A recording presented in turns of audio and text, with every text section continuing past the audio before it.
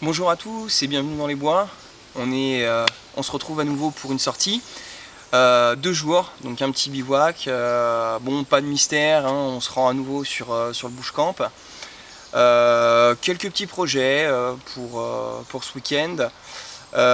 Notamment, alors c'est pas très glamour, mais j'ai un projet de faire des WC. Parce qu'on se rend quand même relativement souvent sur le camp. Et comme d'habitude, on améliore toujours un peu le quotidien. Donc on va se faire un petit lieu d'aisance. Et puis on verra hein, pour le reste. Toujours travailler un petit peu sur le camp.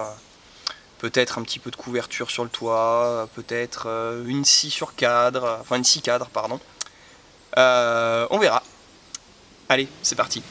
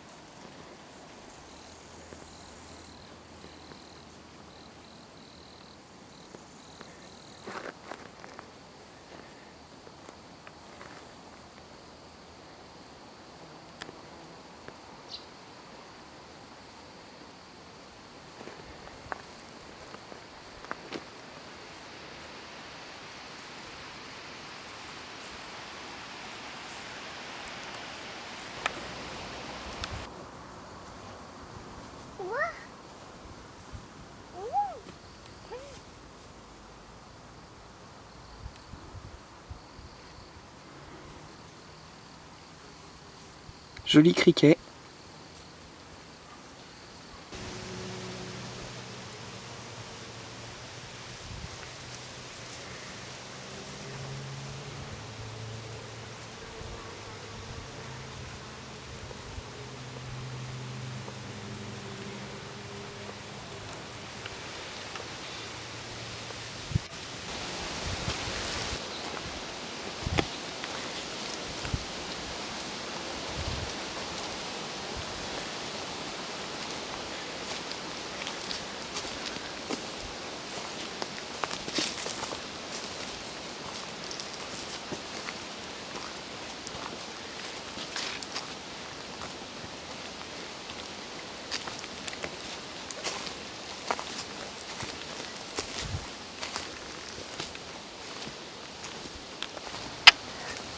On trouve encore de belles fraises des bois.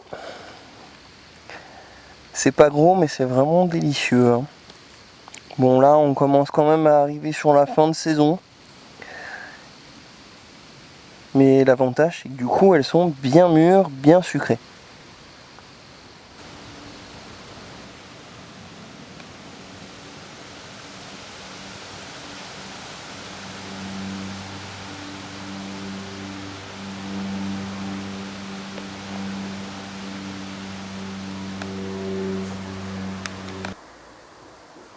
C'est pas encore la saison, mais il y a quand même quelques fruits.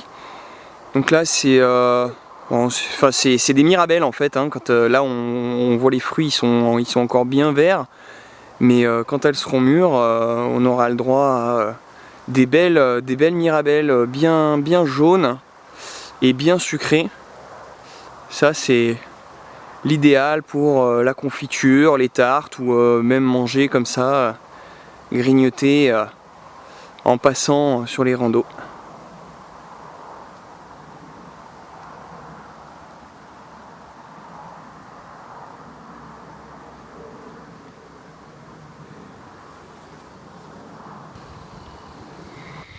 Des petites prunes rouges qui sont en fait le fruit du prunus.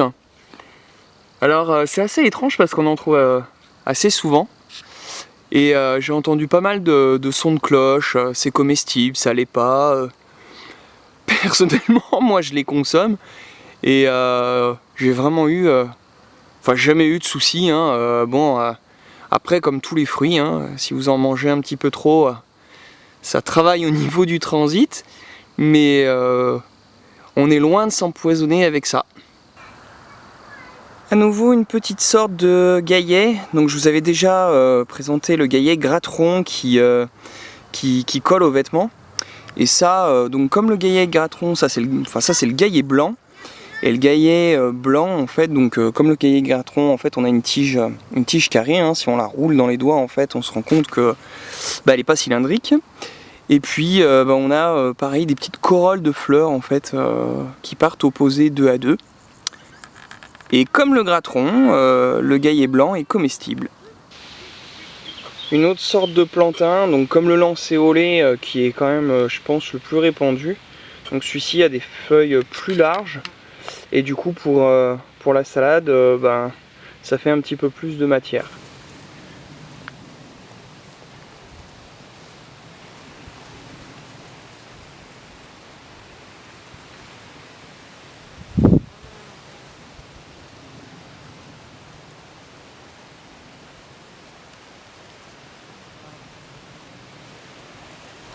Il est encore un petit peu tôt dans la saison pour les mûres, mais bon, on en a déjà une. Alors celle du bout, je sais pas pourquoi elle est mûre, parce que celles d'à côté sont vraiment très vertes.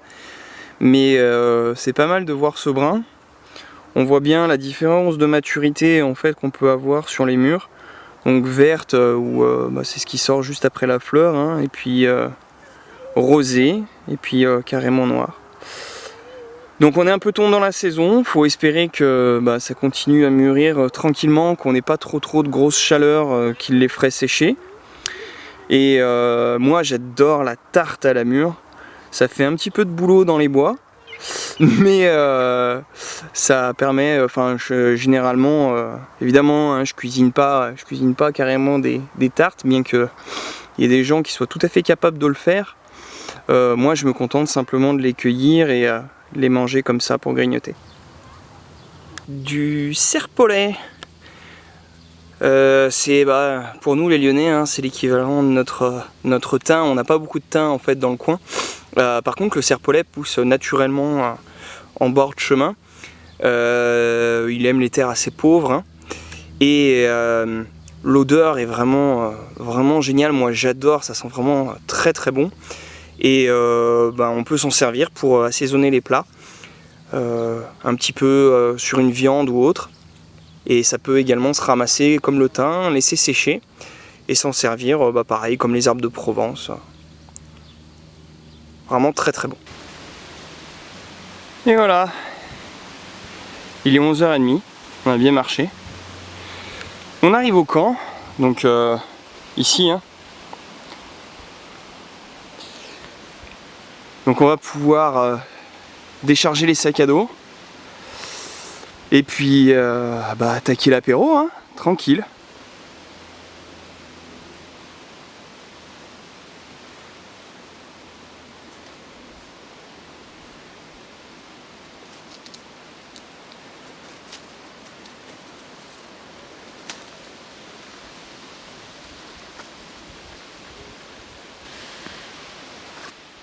Tranquille, posé au soleil. Il y a un petit peu de vent. Bon, on se réchauffe comme on peut hein, à l'apéro avec de la lèvre et puis quelques fruits secs pour reprendre un peu d'énergie. Le soleil est là. Il n'y a pas de souci.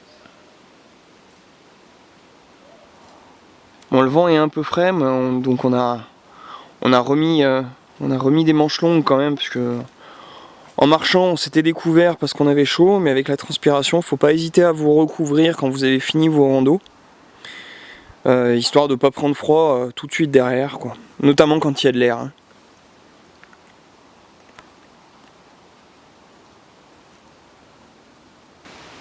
Voilà donc l'endroit qu'on a choisi pour les toilettes.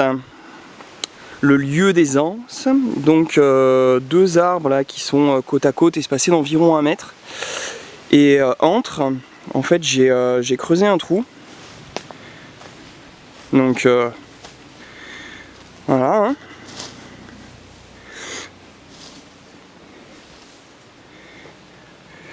Grosso modo, alors évidemment, faut essayer de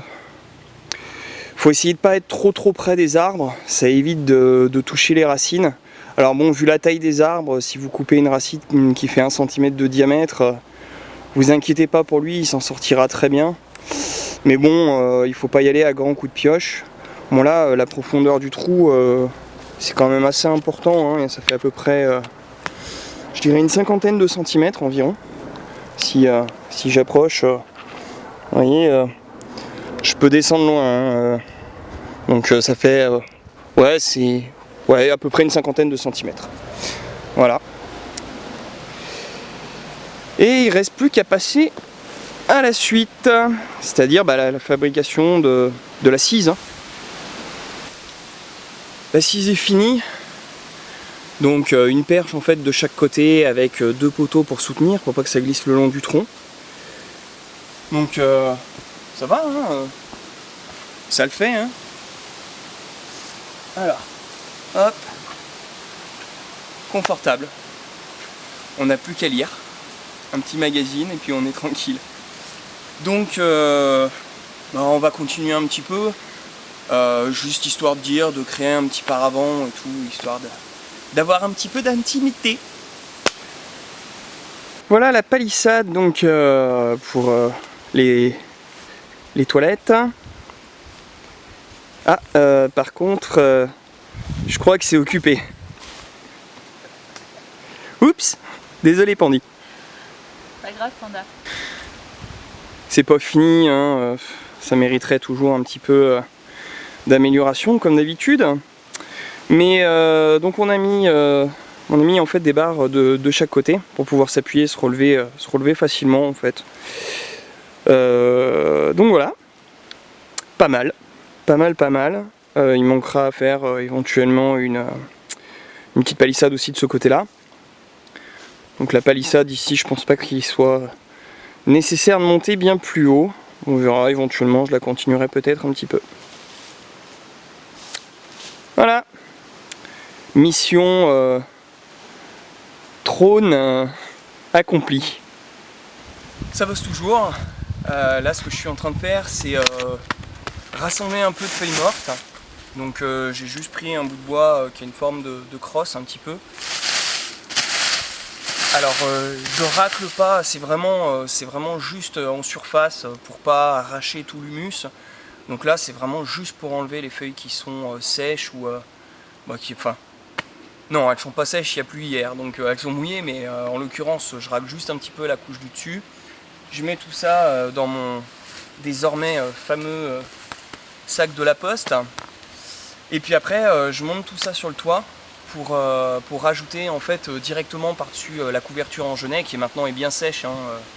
Maintenant il n'y a vraiment plus du tout de verre. On va voir au niveau de l'épaisseur. Je pense que je vais en mettre un bon 20 à 30 cm. Donc il va falloir que j'en remplisse quelques-uns de sacs. Je vous montre ça tout à l'heure.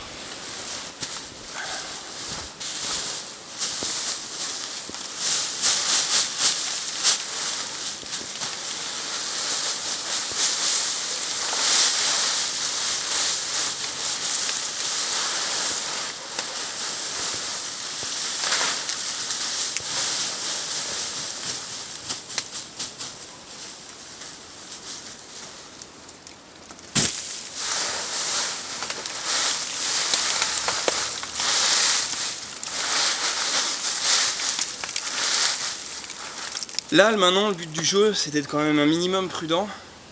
Quand j'ai mis les genêts, je voyais les traverses que j'avais mises, donc je risquais pas de passer à travers puisque je voyais le jour, donc je faisais attention à pas passer à travers. Là maintenant, avec le genet posé plus les feuilles, bon pour l'instant j'ai pas fini, mais on en est à une bonne dizaine de centimètres d'épaisseur, on en est à 5 ou 6 sacs à peu près. Là je vois plus du tout ce qu'il y a en dessous, donc ce qui est important de faire quand c'est comme ça, c'est de vous mettre en travers par rapport à vos traverses. C'est-à-dire que vous ne devez jamais être dans le sens de la longueur, parce que dans le sens de la longueur, la largeur de votre pied, elle passera beaucoup plus facilement dans un trou, par rapport au fait que si vous êtes carrément en travers, là vous avez la chance d'attraper plusieurs traverses en même temps. Donc là je suis tranquille, je suis à peu près sûr de ne pas passer à travers le toit.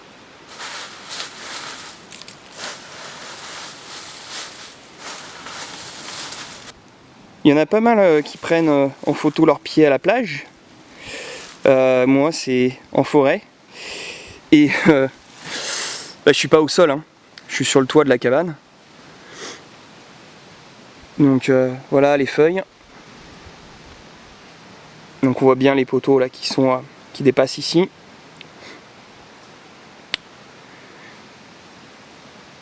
Ça commence à prendre forme.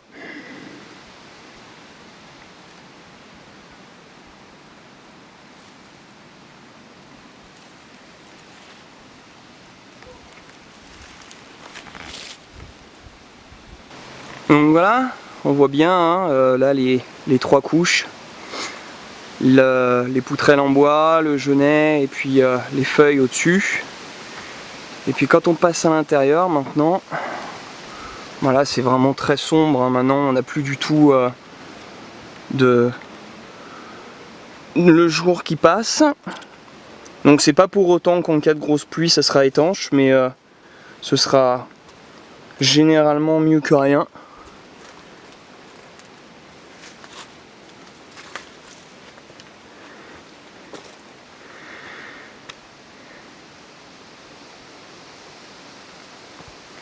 Et de toute façon, ce soir, ils annoncent du vent, mais pas de pluie.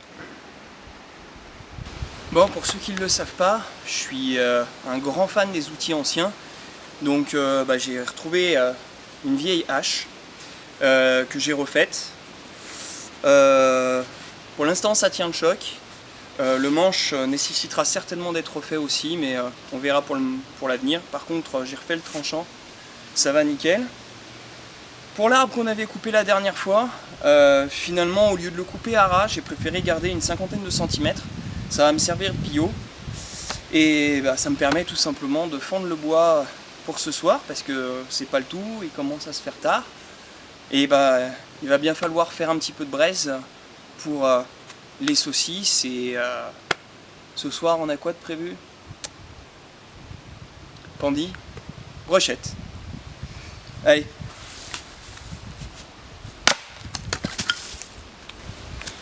Bon, le but du jeu ce soir, ça sera le démarrage du feu au bois gras. Donc c'est celui qu'on avait récolté la dernière fois. Je l'ai jamais fait parce que je suis tellement fan de boulot que ça marche tellement bien que généralement le bois gras je l'utilise pas. Donc on gratte pour faire vraiment des petits copeaux.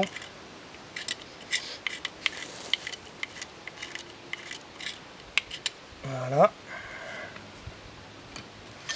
Et après on va essayer au fire steel.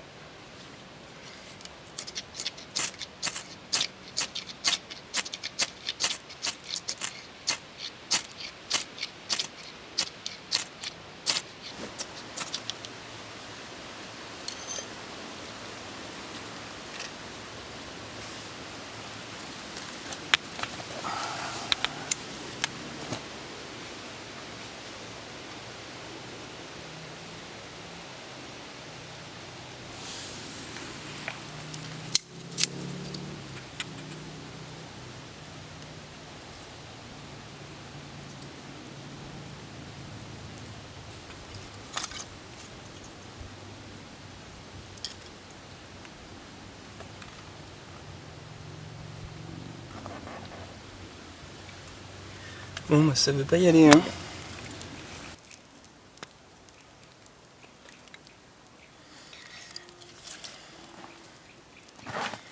Bon, c'est pas toujours facile, hein.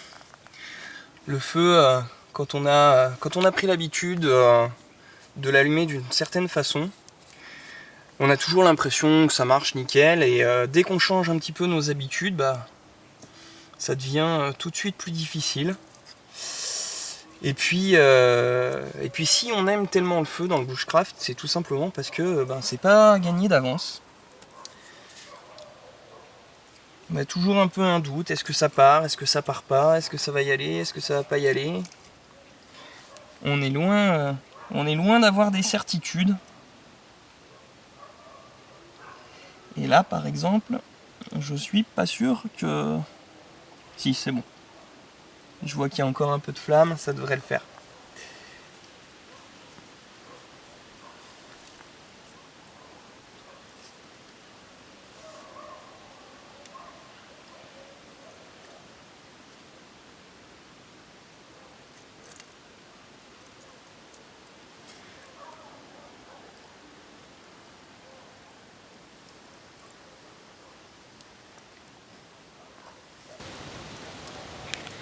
Enfin, bon, j'ai particulièrement galéré ce soir.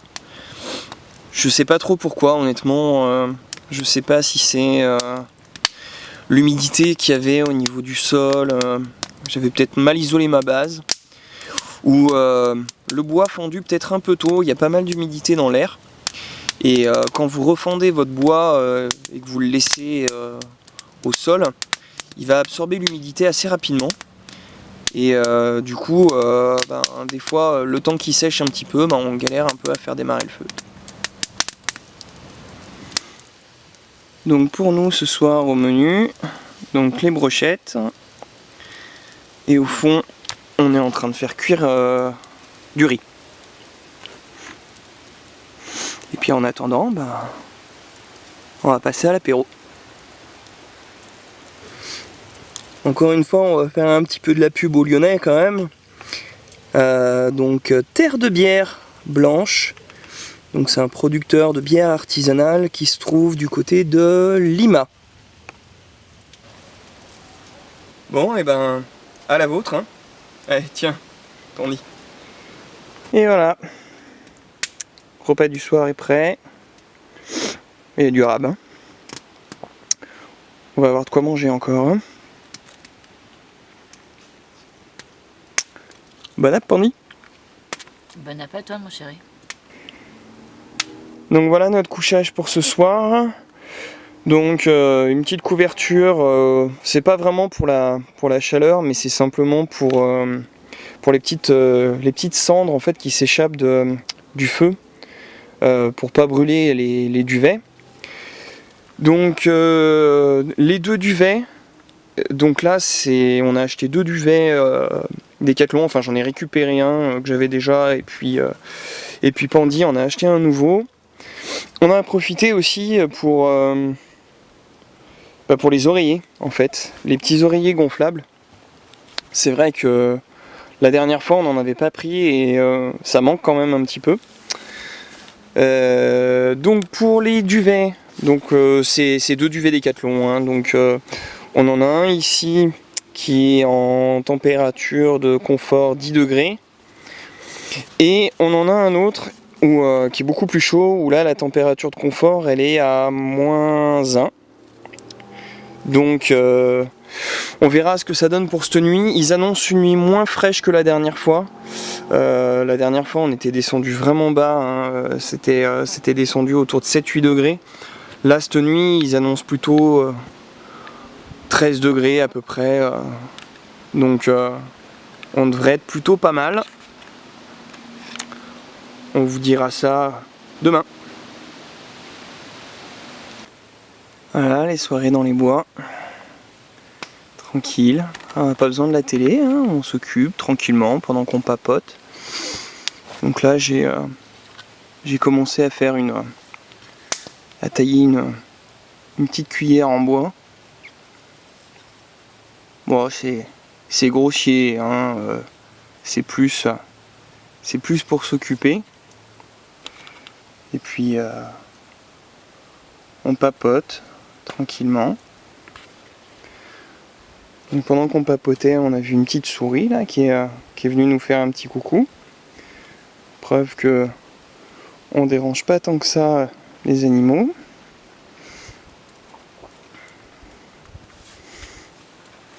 On n'est pas couché hein, encore, tranquille.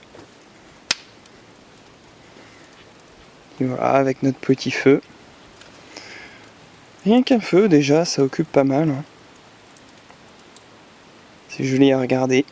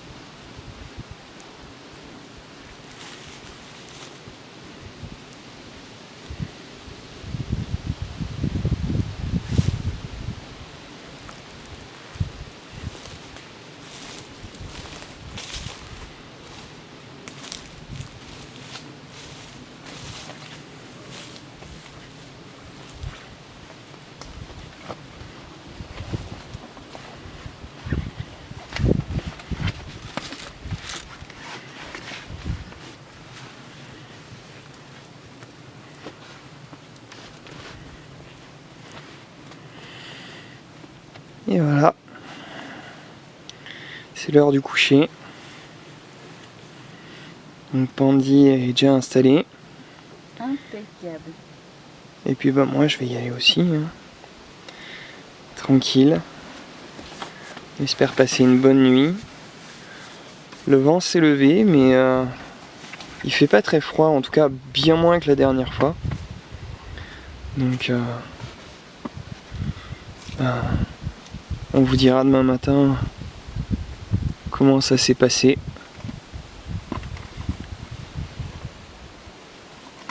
Et si on n'a pas eu d'autres petites bébêtes qui seront venues nous filer, nous faire une petite visite.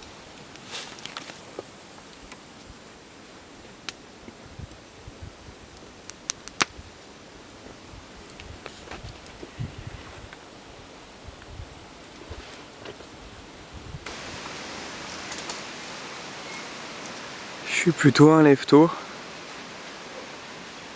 La nuit s'est bien passée.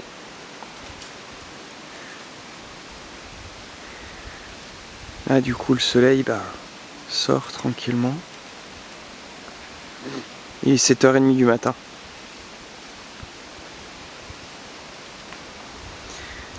Je vais redémarrer un petit feu pour lancer le café.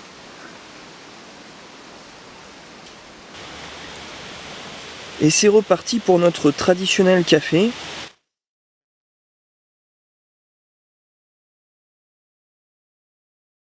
Un petit peu parce que le vent est un petit peu frais.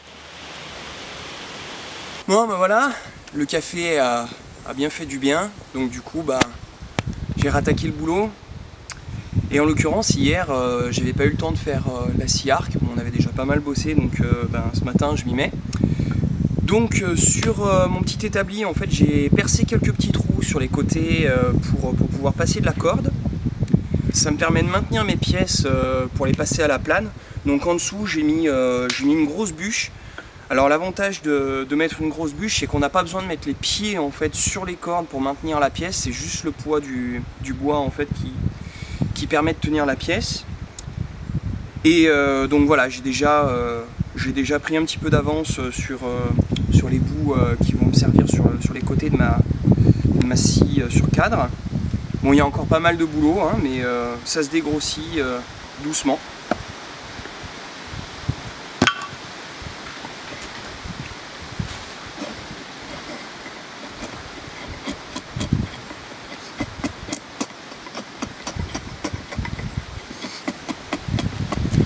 Bon voilà, c'est fini au niveau du taillage. Donc ça c'est la partie principale, donc c'est celle qui est vraiment en longueur. On a fait deux petits tenons en fait de chaque côté. Pour les côtés de la scie, c'est un petit peu plus compliqué. Donc là, on a une première rainure en fait qui va juste permettre de passer la lame de scie. On a un trou qui traverse donc de part en part pour passer en fait de quoi bloquer la lame de scie. Et puis ici, on a notre petite mortaise donc que j'ai fait avec un ciseau à bois. Et de ce côté-là, on a le trou pour la corde qui va nous permettre en fait de serrer, de tendre pardon, la lame de scie. Donc bon, le deuxième c'est pareil, hein, deuxième côté. Et ça en fait c'est la petite plaquette. Donc on a aussi donc un trou ici pour faire passer la corde. Et ça c'est la petite plaquette en fait qui va me permettre justement de faire tourner en fait la corde, de la vriller et de tendre.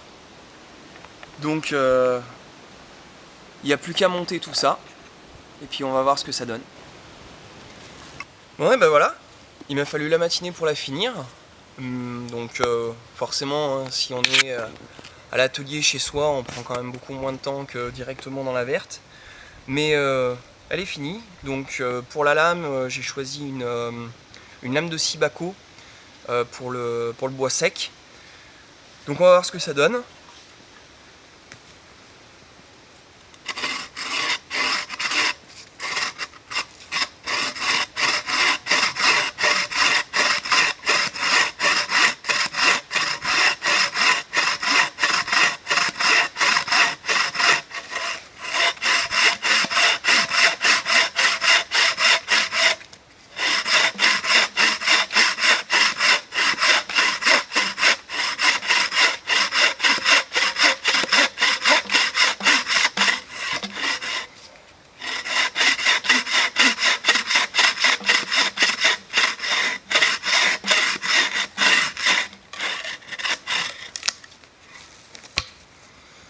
Et voilà. Bon, c'est quand même beaucoup plus efficace que les petites scies pliantes. Moins fatigant, surtout. Alors, on va dire que le petit défaut de celle-ci, c'est que le petit cadre que j'ai fait au milieu, justement, il n'est pas petit. Il est vraiment large. C'est peut-être un peu trop gros. Et du coup, en fait, on rajoute un poids sur la scie. Et du coup, c'est plus le poids de la scie qui va venir nous embêter. Après, plus la scie est lourde, plus ça vous aidera à couper parce que c'est elle qui va faire le boulot. On n'aura pas besoin de venir appuyer dessus. C'est vraiment le poids de la scie qui va faire le job. Bon, il y a de quoi débiter. C'est parti, au boulot.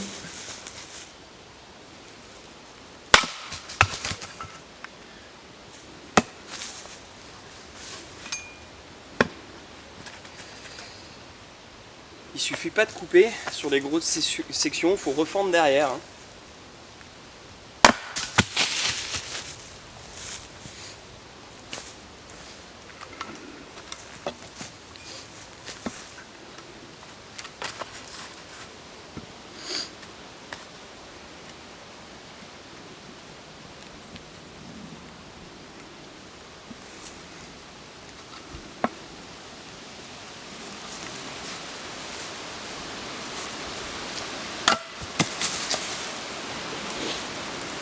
Repas du dimanche midi. Bon, pas très original, hein, mais ce coup-ci c'est des saucisses. Et puis on va se faire une petite salade avec. Tranquille. Et pour accompagner les saucisses, une petite salade de mâche.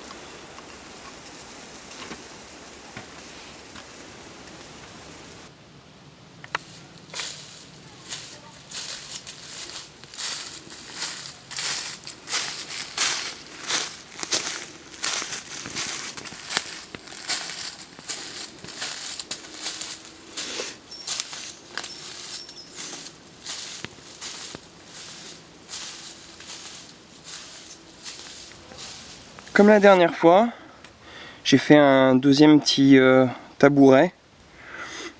Donc celui-ci c'est celui qui avait été fait la première fois. et celui-ci, ce coup-ci.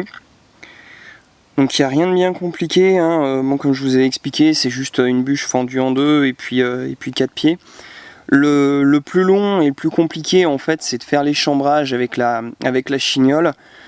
Moi j'utilise une mèche à bois, donc avec deux lèvres en diamètre 35. Ça nécessite quand même beaucoup d'efforts, hein. Quand on utilise des outils électriques, on a l'impression que ça se fait tout seul. Mais à la main, ça prend quand même un petit peu de temps. Bon, et ben voilà, on arrive à la fin de nos 2 jours de bivouac. Donc ça s'est très bien passé. On a fait pratiquement tout ce que je voulais faire. C'est bien, je m'y attendais pas, hein. Généralement le temps file assez vite et on a du mal à tout faire. Là, maintenant, nickel. On a bien profité également de la nature, nos petits barbecues, impeccable. La nuit s'est bien passée. On a eu la visite à nouveau de notre petite souris dans la nuit. Et concernant les duvets, même s'il a fait moins froid cette fois-ci, c'est vrai que des duvets adaptés aux températures basses, ça permet quand même d'avoir un confort au niveau de la nuit. Et du coup, on a passé une nuit vraiment excellente. Donc maintenant, il me reste plus qu'à vous dire à bientôt.